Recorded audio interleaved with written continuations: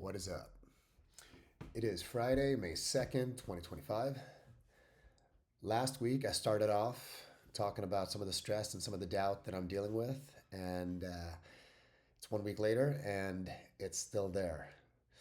On one hand, I think it's easier to probably go get another corporate job. It's what I've done for the last 25 years. It's what I know really, really, really well. I've been really successful at it, and that would likely pay a lot better. Although, on the other hand, does that really align with what I truly am passionate about and what I really want to do? When it comes down to it,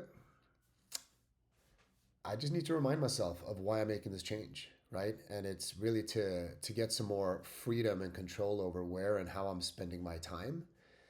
And I really want to create something for myself, something that I think I'm going to be really proud of.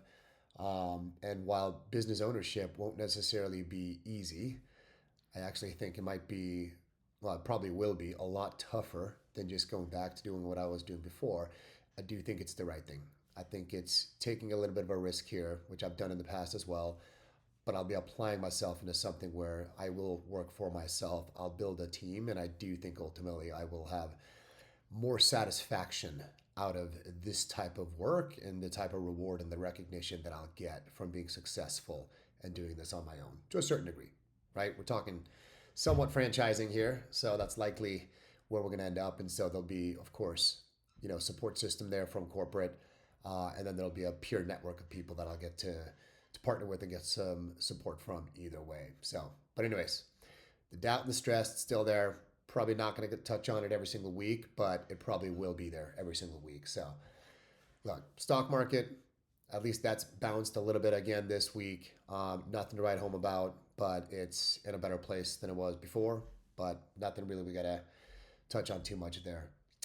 I'll touch quickly on the boutique resort. We're kind of in the spot now where I think I've shared a couple of times now where there were some tenants there. Most of the tenants, I believe, have gone.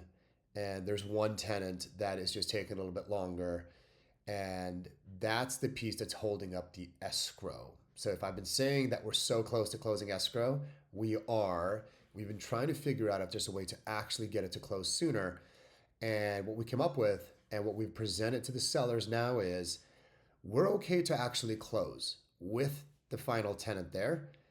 However, we will not release the full deposit, and we will not start the mortgage payments, right? Since we're doing seller financing, we're not going to start making any payments on this. The terms of the mortgage and the loan will not start until that tenant is gone. The reason for that is we spoke with our lawyers, and once we close escrow, the tenant technically becomes our problem. The prior sellers, they don't own the property. They have no, right? There's no risk to them anymore. And so the piece around delaying the full deposit and delaying mortgage is more of an incentive for them to continue working and helping to make sure that that tenant finds a home and that they're taken care of and they're able to move in a way that is fair and works for everybody. So hopefully I will have another update on that pretty soon. I thought I'd touch on that because I did go on my Facebook page, on my profile, and I didn't realize, I guess maybe I should have thought about it, but I didn't really care, the sort of the reach that it would have. But I just simply made an update on my Facebook profile that I'm working with the partners here on this thing, and that I'm a managing partner with this development company. And a lot of people started commenting, and a lot of people pinged me separately. And so it's pretty interesting to see that now all of a sudden I think a lot of people think that that's just my full-time job. It's not. This is a managing partner with this development company, right? We've got our first project that we're working on, and once this goes well, then of course we'll look for the next project. So we'll see how that goes, but that is separate from the business venture that I'm also now getting into as well. So let's jump in on that. Let's see. So I'll kick it off with Pertec, right? That's the hydraulic hose replacement company. There's no new activity this week. I need to send them an updated resume. I had to send them some bank statements and other things just to get verified because of some California rules, just based on their franchise disclosure documents that they've registered with the state. They're a little bit late to get that cleared by the state. So for them to even be able to work with me, there's some regulations and some things that I gotta share with them. But either way, once I get the resume over, I'm expecting maybe next week or the following week that it'll be another call with somebody else from that organization, somebody perhaps a little bit more senior, and then there'll probably be some additional calls or meetings with other people from corporate, right? Less on the sales side, more on the operations side. So I'm looking forward to that. I will probably spend a little bit more time now on Floor Coverings International, right? FCI. In the last recording, I think I'd said that I was supposed to have another call, another sort of deep dive, but it got rescheduled. And so I ended up actually having two calls with the VP this week. The first call was really to dig into the overall cost of starting a business with them, as well as some of the revenue numbers, right? He had already walked me through some of the revenue expectations that they have for people within their first and second year. But now going through the FTD, this was more around what are the averages, right? What are all of them actually doing? Less about what is the expectation for me. So it was a really good call. One of the big things that really stood out that has kind of made me get a little bit, or at least at that point, got me somewhat excited was that when they allow you to expand into multiple territories, if you start with one territory and you start your business there, you're going to need some sort of an office or some sort of a warehouse, right? Where your office manager yourself can show up, or you might get inventory product shipped to you, but you need some sort of a home base for the business. Now, the question I had was, okay, well, when you go into a different territory, which usually could be a different city, do you need to have a second sort of shop, right? Do you need to have a second office or warehouse? Turns out you do not. There are plenty of owners that have one shop, one warehouse, one office set up, and that services many or multiple territories. So that also then greatly reduces any additional capital expenses for when you are scaling, right? So not to knock Pertech down, that's one of those big concerns I have with Pertech. Every time you expand into new territory, it is mandatory that you set up a second shop, and their shops are expensive. They have to carry inventory, and then you have an additional shop manager. So it's quite expensive operationally, capital up front, and then operationally, as you have additional payroll, insurance, and inventory controls for that. So with FCI, just knowing that it's one spot, that made it somewhat easier to kind of get around. Okay, cool. Getting into the actual cost, I think they're saying that on average, probably starting up a territory can easily get done for around $250,000.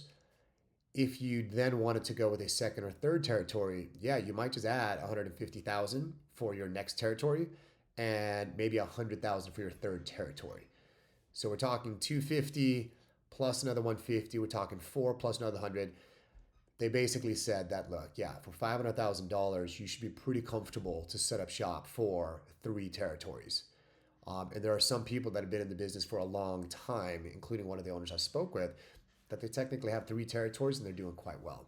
So that was the first call. I got pretty excited. They were walking through sort of the startup cost. So this is definitely a business that is a lower cost to enter.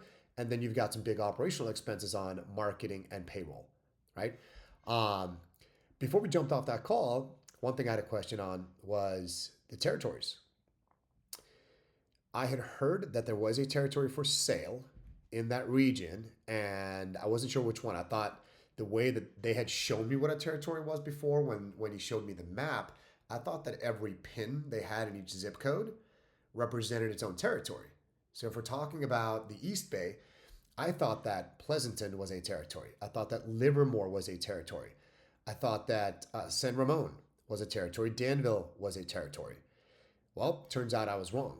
But either way, at the end of the call, he's showing me the map. When he pulls up the map to show me the territory that he was thinking I was interested in, the East Bay, he was talking about Fremont and a couple of, like Union City, a couple of other areas around there. And when I looked at the map, it almost had blocked off the entire area that I was most interested in, these cities that I just mentioned, right? And when I asked him about that, he said, "Oh, there's already an owner that owns pretty much all of Livermore, Pleasanton, Dublin, Hayward, San Ramon, Castro Valley, Danville, um, what is it, BlackRock? No, not BlackRock. Blackhawk and Alamo." And I asked about that, and he said, "Oh yeah, that's for sale." I said, "Okay, well let's talk about that." And he goes, "Ooh, for that we're gonna need another call." So, uh, got off that call. We scheduled the call pretty quickly, which was for this morning. And so, leaving that call and trying to process that a little bit, I got somewhat excited, and then I got a little bit more like, wait a minute, what's going on here? I was excited to get in there and perhaps start something on my own. And, with that, to a certain degree, probably control some of that cost and control some of the scale. Whereas, you're going to come in and you're going to buy an existing business, especially from the way he explained it. I mean, that's a super large territory. That's a lot of territories, right? Especially if you consider each city to be a territory. In my mind, I'm thinking, okay, this owner has 10 territories. And for me to get in there, how many employees, how many sales associates, did they just have the one office? Like, what are their operating expenses like? And what's that cost going to be like? And then I'm going to jump into something where I have zero experience in this industry, right? So my mind was kind of racing a little bit all over the place. Ultimately, I think, as I was kind of going through the week and I talked to Jazzy about it, we started getting a little bit more excited of like, wait a minute, if this person's really selling and the revenue is doing really well, then technically I would be getting this business from day one with some sort of revenue, with people that are already there. And so I got a little bit less worried, I guess, and a little bit more comfortable with like, hey, let's have the call and let's see where it goes. So we had the call this morning, and let's see, where do I start? So he basically says, and well, actually, I probably don't need to mince words. He basically says, look, the owner, we're not selling that business. Basically, we're in a position where that owner just doesn't know what they're doing. They're not doing a good job, and it's impacting their brand. They go, this person, and I was actually able to do some research ahead of time as well, just by looking up that business and the reviews, and I could see reviews dated back to 2012. There was an original owner that bought those territories in 2012, and then I believe that this new owner came in and bought it in 2019. Well, this new owner essentially, from what I'm being told, which they should have been, he wanted to be an owner operator, right? Get comfortable with the business and then scale as he goes. Well, 2019, it's like 5, 6 years later, and that owner has not scaled at all. They have zero employees working for them. They have one van, and basically, this owner operator, since 5, 6 years ago, is still in the same position he was. Doesn't want to spend any money on marketing or advertisement, doesn't want to spend any money on hiring some salespeople to get out there and help support that business. And so I'll, at this point, I got to take the the franchise developer for his word. Sounds like what it is. They're saying they're not selling the business. Essentially, the way they're going to be able to do this is, and he was very kind, right? He wasn't saying like, hey, anything necessarily that bad. I'm being a bit more blunt than I think he was. He was essentially saying like, look, they always want to give owners respect. They want to allow them to sell and save face if they can and whatnot. I'm just reading between the lines. Guy's not doing what the franchisors or the franchise corporate needs him to do. And so it seems almost like a forced sell, but at the same time, I've been in business before where like if people aren't performing well, like you got to help those people sort of help themselves. And so it sounds like, I don't know if the owner is necessarily excited about selling, but they're certainly not scaling the business. I don't know how they're performing.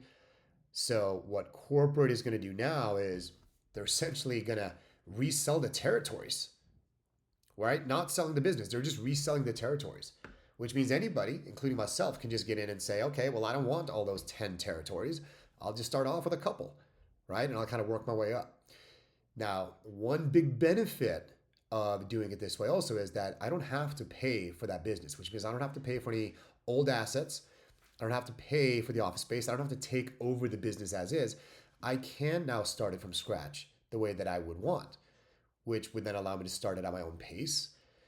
What they would do is they would transfer the website and all of any existing sort of back end collateral that I guess corporate still helps process and maintain. So, for example, not just the website, but all of the reviews that are on Google. I could come in and take that over, which means, from my point of view, and to customers, it would still look like I have those reviews, and they've been doing a good job. They're still at a 4.9 all over Google. Seems like they've done a decent job. So I would get all the reviews. They use Salesforce, and so all of the leads and all of the customers, that's all in the system as well. So there's some history that I would be able to take advantage of. That sounds pretty good. And then if I wanted to, now I'm in a different place to negotiate. If I wanted to, sure. If that prior owner has one or two mobile design units, showrooms, sure, I can negotiate to buy those. And if I don't like the price, because for whatever reason the guy's trying to overcharge on a van that doesn't seem like it's in a good place, maybe too much mileage, too much wear and tear, then yeah, I can just go buy my own. But it certainly seems like I would have a good leg up because that owner technically won't have territories, so he should probably want to let go of whatever assets he has. They should be reasonable because otherwise they're just going to hold on to something that probably would not really have any real value for them. So that was the sort of call. It got me a little bit excited again about that. Here's something else that's very interesting: territories. When he showed me the territories, they actually went and took his entire, all of that, the way they thought about it. And essentially, this could have been what happened, 2012. Maybe they just came out and said, hey, that's a territory. And so that's what the original purchaser bought. Maybe they bought one or two territories and then they sold it. Maybe they sold it as one or two territories. But he went in there, and in my mind, I thought it was, like I said, each city was its own. It's not. So one territory, if I remember this correctly, would be Pleasanton, Livermore, Dublin, and Hayward would all be one territory. I think San Ramon, Blackhawk, and actually I'm blanking on this. I'm not sure how it's split up. But anyways, take all those cities. They split it up into three territories. The one that I wish was included was number one territory, which was Livermore, Pleasanton, and Dublin. That one for me, I'm trying to remember if even San Ramon was plugged into that one. I'm not sure. Then there was a second territory, which didn't include Danville, and I wanted Danville included in the second territory because then I might have been more okay with just two territories. But it seems like to get all of Livermore, Pleasanton, and San Ramon, and Danville, and Alamo, that looks like it's across the three territories. But anyways, in short, it's three territories that are now up for grabs, and there's multiple cities within each of those territories. So left to that call, feeling pretty good. He also ran through sort of the next steps here, and that is another call with a senior VP, which is more on the franchise development side, not about sort of getting new franchisees in. It's more a call. They want to interview me. It's going to be a full-on interview. See if I have the the right stuff, I guess, where they're going to want to award this to me. We'll see how that goes. Seems like I'm going to need to prep for that. The VP of sales guy that I'm working with, he's going to want to prep me. We're going to put together a pro forma, which essentially would be my way of looking at what are my projections? What am I expecting to contribute capital to this business? And then what am I expecting my operating expenses to be? And then what am I expecting the revenue to be over the course of the first year? So I got to work on that. I got to put together a new resume. The resume I have, which is just all my corporate experience. Pertec also wants the resume. Now FCI wants a resume. So I got to find a way of tweaking that a bit to include some of my entrepreneurial and business / investing experience as well, since that's technically true. And I think that's some of the experience that they're going to want to see either way. And then assuming these calls go okay, then after that, not next week, but the week after, similar with Pertec, probably there's going to be a couple of meetings that they would want me to join. And that's the first time that I'd probably be introduced to other people like myself going through the validation process. A bunch of us would sit through back-to-back meetings, probably 4 or 5 hours each meeting. And that's with probably a few people from corporate giving presentations. It's probably going to be some sort of engagement, asking us questions. I'm sure it's going to be a lot of us asking them questions as well. And that'll be the next step. So I am looking forward to that. Let's see what else we got. Try to make some notes.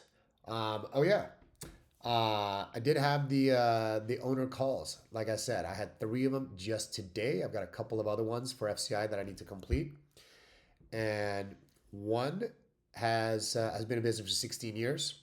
The other two have been in business for about 3 years. All three of them, 100%. If they had to do this all over again, if they had to start from scratch, or if they could do something different, what would they do? No, they would all do FCI again. They're all super excited about corporate and the sort of culture that they have. Even though you're running your own business, FCI is big on the culture, big on like peer to peer learning and the networks and the meetings they set up so that no business owner feels kind of like they're off on their own island. And they're very big, like almost like pushy in a way. But I think the people I spoke to are very appreciative of that. They all called out too that for anybody thinking franchise, I think they all mentioned the number one thing they see when people fail, when they don't do a good job in the franchise industry or the world, is that they believe that somehow this franchise is supposed to just do the work for them, like they can just show up. One of them kind of made um, a comment about maybe if you go with a McDonald's, right? You just put up a big yellow arch and like customers just show up. Like that's not these businesses, right? Like you are a business owner. You need to be super entrepreneurial. You need to be the one that's driving the growth, driving the sales, and doing the hiring and doing the marketing and advertisement, right? Corporate's not going to do anything for you. But what corporate will do is 100% they will provide the tools for you, right? And it's up to you to use those tools. But the tools they provide, depending on the franchise you go with, some franchisees just have way better tools, right? So that's the piece you got to figure out. Um, but anyways, they were good calls. The one thing where I think the doubt kind of comes in again, and this goes back to what I touched on in the beginning, so I'm not going to spend too much time on it. I can easily find ways of getting myself over it. It's the idea that, if I go back to corporate, the paycheck, the steady paycheck, and the income, like without getting into real numbers here, um, whether I go with PerTech or FCI, the income probably in the first year or two would probably be about a third of what I would get from if I just went back to a regular corporate of what I was doing before, right? Probably more so when I get into years between 3 and 5 is when it will start to catch up. That's just something I'm gonna have to be okay with.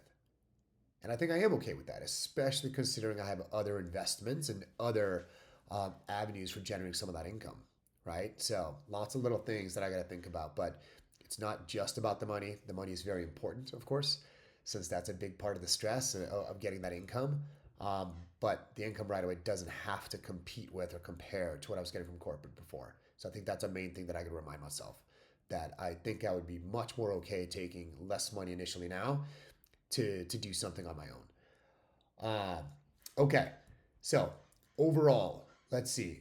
It's still a toss up, right? I'm 100% trying to keep that open mind. I don't want to put myself on a spot where, oh wow, because I had a good call one day with FCI, now that's the front runner and that's the one I hope I get, and then all of a sudden something doesn't work out, then PerTech becomes my backup plan, and I am forced to go with something that I'm not liking as much. So 100%, I still think PerTech is really, really good, especially still considering I think that's the most recession proof one.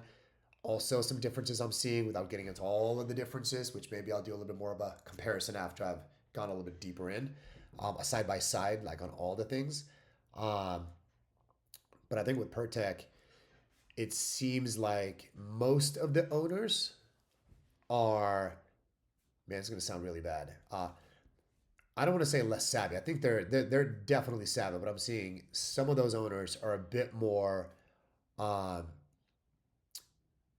they are comfortable working at their own pace, right? So some of those owners that I think are actually pretty successful are guys that I'm like, wow, okay, cool, like you're doing this and it's not even that you're using all of the tools from corporate, you're kind of working your own pace, like you're figuring out what's working well, and even if you don't hire the best people, right, that are going out there and doing sales, like you guys are still putting up big numbers. It's like you're still getting a lot of customers that are calling you just because they're in a pinch and they need your service right away. So it seems a bit more like, well, that's a more expensive business to get into. It costs a lot more upfront. It seems like some owners there can probably do okay with just managing it sort of, I don't want to say loosey goosey, but that's kind of that's a little bit of how I'm seeing it. Whereas with FCI, if it's just a comparison to FCI, for sure, FCI, they're driving hard on like, you are a sales engine, you need to hire the right people, the best people, and you've got big targets. Like, you've got to be out there, you got to have a schedule. They use Salesforce, right? It's they're massively talking about CRM and like networking and going out there. So they're a little bit of a different beast. But either way, I'm excited about both of them.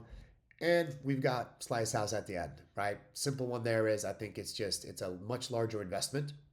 I think the income from that could actually be quite a bit more, but then we're getting back into, it's not really all about the money right now. And with the restaurant, again, it's 7 days a week, it's nights, it's weekends, it's all of that stuff. Um, so, but again, they're there, and I do have that call with them next week, so we'll see how that goes.